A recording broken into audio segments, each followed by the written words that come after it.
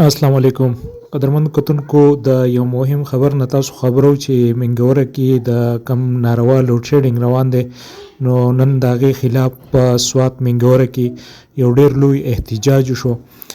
دغه احتجاج نه وروسته مذاکرات هم شوي دي. نو موږ سره په دې حواله باندې د تفصیلات اخیستو دپاره موږ رابطه کړې ده د سینیر صحافي ډاکټر ذاکر محمد سره. ډاکټر صاحب نن چې کوم احتجاج وشو د هغې په حواله څه تفصیلات دي تاسو سره هغه زموږ د کتونکو سره شریک کړئ. حاجی باچا صاحب نن په منګوره کې د ټولو تاجرانو په مشترکه توګه د وابډا د غیر اعلانیه لوډ شیډینګ خلاف یو ډیره لویه مظاهره وشوه.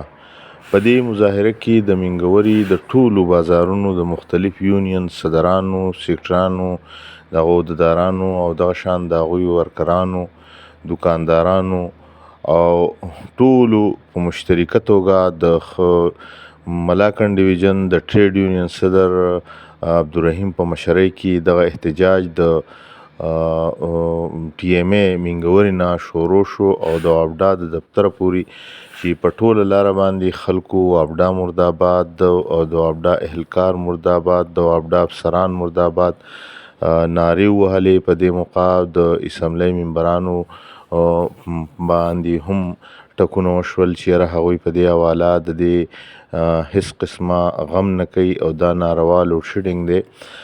د وابډا د دفتر مخې ته بیا په ویناګانو کې چې دی نو خالد محمود چې د ټریډ یونین ترجمان دی او صدر عبدالرحیم په خپله وینا کې وویل چې یاره مونږ ډیر زیات حیران یو چې دا څنګه ملک دی او دا څنګه خلک دی، دا څنګه حکومت دی چې د دوی سره اس احساس نشته زمونږ باندې په زرګونو روپو په لکونو روپو بیلونه راولي او هغه خلک په ډیر نیکنیتۍ باندې هغه بیلونه جمع کوي او د دې باوجود په ټوله ورځ کې مونږ ته هره ورځ چې دی نو او په 18 ګنټې 15 ګنټې 10 ګنټې او دا لوډ شیډینګ کیږي او دا غیر اعلانیه لوډ شیډینګ چې دی نو هغه مونږ ته دوی ویلی دی خو په هغې هېڅ عمل نه کوي.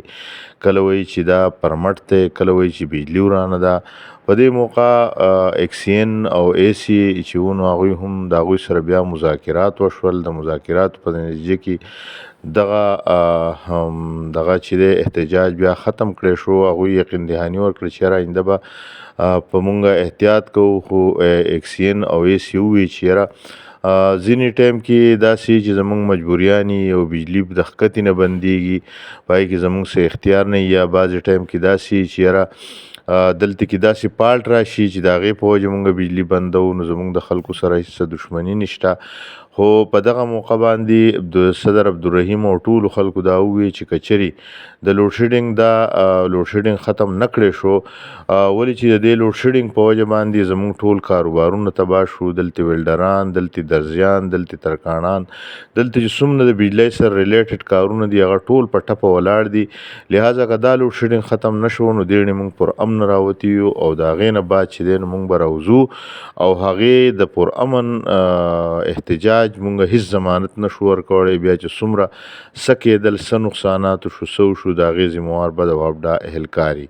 په دې موقع باندې خلکو په اسمبلی په ممبرانو په وزیرانو باندې سخت ټکونه وکړل چې هغوی له مونږ ووټ ورکړی دی خو هغه مونږ دلته کې ونه لیدل. هغوی دا په دې موقع باندې دا هم ووایي چې یاره وزیر اعلی راغلی او چغې چغارې ووهلې شي صرف یو 804 نوم اخلي او وایي چې هغه به راازادو.